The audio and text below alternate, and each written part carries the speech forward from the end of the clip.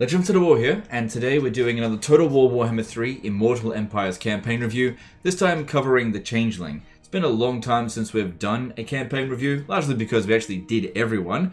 Some people have wanted me to revisit some of the other factions, which I might do at a later date. But with a new DLC out, we've got 3 more Legendary Lords to cover. Obviously, there's quite a bit of controversy around that DLC, so I don't expect the vast majority of the community to have these 3 Legendary Lords. But for those of you who do, this might be some useful information as to just help you decide about what your next campaign is going to be. So, the Changeling. This is possibly the weirdest campaign in the history of Total War, because this is the first campaign where you truly cannot ever be defeated.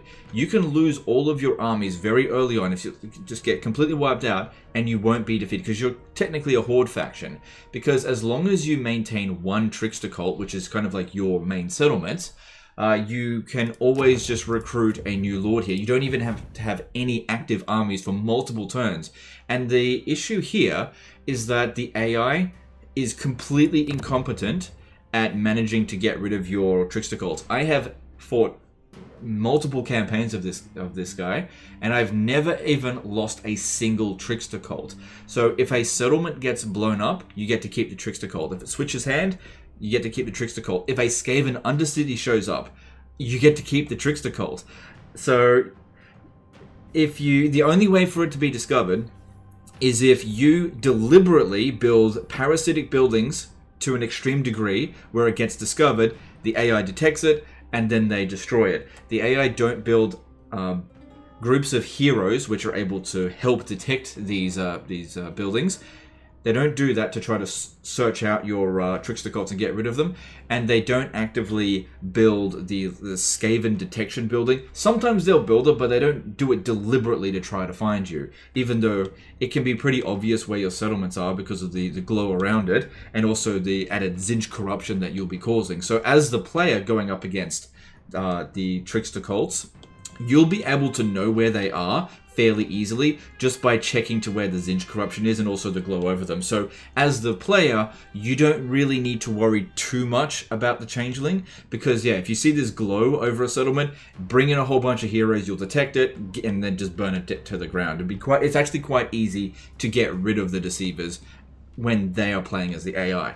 But when you're playing as the Deceivers, you have free reign over this campaign. Your armies are undetectable inside of a region. If you're standing in a region that has a trickster cult, you become sort of like in ambush stance with a 0% chance of actually ambushing someone, but your armies remain undetected. And if your armies are undetectable, the AI doesn't go hunting for you. It's just a case of they might accidentally bump into you and cause a battle. And if your army gets wiped out, oh no big deal. You can just rebuild another one. If you're low on cash, no worries. Just disband your armies and just save up for a few turns and then build a Doomstack or whatever it is you want to do. It's totally up to you. So I feel like this campaign here gives you a lot of options into the way that you want to play it, but there is no way for you to actually have a serious challenge in this campaign. It is simply a matter of time and willpower for you to meet all of your objectives in the campaign. There is no chance of you actually failing short of giving up on the campaign.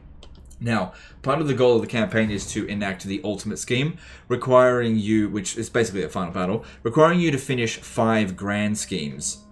And I managed to do about 2 or 3 in my campaigns before I sort of fizzled out of my enjoyment of it, just because it's insanely easy to do all of these things. There are some really good bonuses, so if you manage to do all of it, you can make an absolute powerhouse. But I kind of feel like having insane amount of power with no opponent whatsoever is kind of, deflates the fun a fair bit. It's kind of like playing chess when you have no opponent whatsoever, and that's kind of what you're doing in this campaign.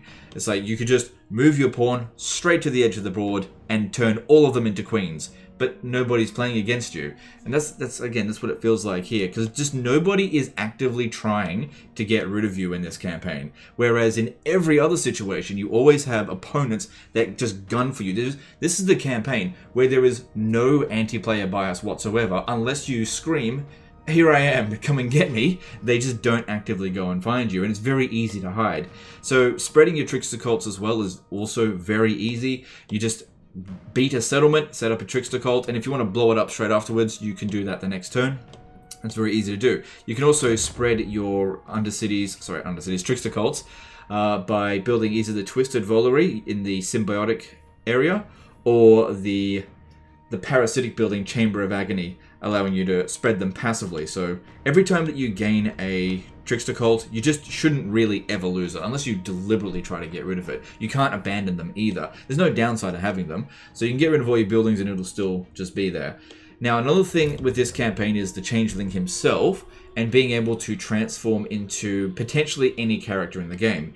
In order to be able to transform into someone, you have to defeat them in battle. And the same thing works with a legendary hero. If that legendary hero is attached to an army and you defeat it with the Changeling, you'll get access to that character. So that's how you would get access to Ariel. Now, the problem, this is a really interesting idea in theory, but in practice, it falls really flat. Because the Changeling is never going to be as good as any of these characters are than the original. And also, many of these characters have really powerful mounts, and you will always be transformed into the base version of them. So for example, Malekith, you'll always be transforming into Malekith on foot. You'll always be transforming into Imrik on foot. Morathi on foot. And a lot of these characters here, a lot of their power is generated from their mounts. But that doesn't mean there aren't some really powerful transformations to make into. In my opinion, some of the best transformations are actually the Nurgle characters in Ku'gath Plaguefather and specifically Festus the Leech Lord, because that actually fills a gap in the Tzeentch roster that they don't have in regard to excessive healing. But there's plenty of characters in here that can heal, so it's up to you if you want to do that. But I feel like a vast majority of these transformations are completely pointless, especially Karl Franz. So this is a transformation you'll probably get fairly early on, but Karl Franz will be on foot. You don't have Ghal Maraz. He's just kind of an okay fighter, because you don't even get the stat upgrades that Karl Franz has. You transform into his base level strength, and then you can augment it a little bit in this area here. So gives him extra melee attack, weapon strength, and melee defense while transformed. But a leveled up Karl Franz will be able to get way more than that. So the Changeling will never be as good as the original character, which makes sense, but it makes the formless horror mechanic kind of fall a little bit flat, in that you'll just find your favorite one to transform into, and then just kind of not really... There's no real incentive to playing it Pokemon style and just collecting them all. Once you've got your favorite one, which in my opinion is Festus, who you start really close to anyway, I just never bothered transforming into anyone ever again. So it falls a little bit flat there. It would be good, I think, if they had a few more things you could do with it, but I'm not sure what they could actually do with it. I mean, it doesn't really make sense that you would be able to transform into a particular character and their dragon, for example. But it's there. It could be good to play a Pokemon campaign. You got to catch them all. It's entirely up to you, but I got bored with doing that fairly early on. So yeah, in summary, this is a campaign that I recommend to people if you're not looking for a challenge, and this could be a good campaign for you to learn how to play on higher difficulties because of the massive safety nets. So if you're someone that's used to playing on normal difficulty because maybe the game's a little bit difficult for you because you're new to it, this is definitely a good campaign for you to bump up the difficulty and learn the ropes a little bit, because it doesn't matter what happens, you just won't ever lose your campaign. So that could be an appealing way to play this particular campaign. Basically use it as a legendary difficulty tutorial, if you will. But if you're someone like me who is very much accustomed to the higher difficulties of this game, this campaign offered very little in terms of enjoyment. Now, I imagine that my specific situation is probably a minority, so I don't think it's that big of a deal. I think the majority of people will be pretty happy with this particular campaign, so I kind of recommend it in that regard. But again, from my own personal bias, I don't find this campaign very interesting at all. In terms of thematically and from the lore-friendly side of things, it's very Tzeentchian. You know, you've got access to your changing of the ways. You're basically just pulling pranks, which is so very much up Tzeentch's tree there.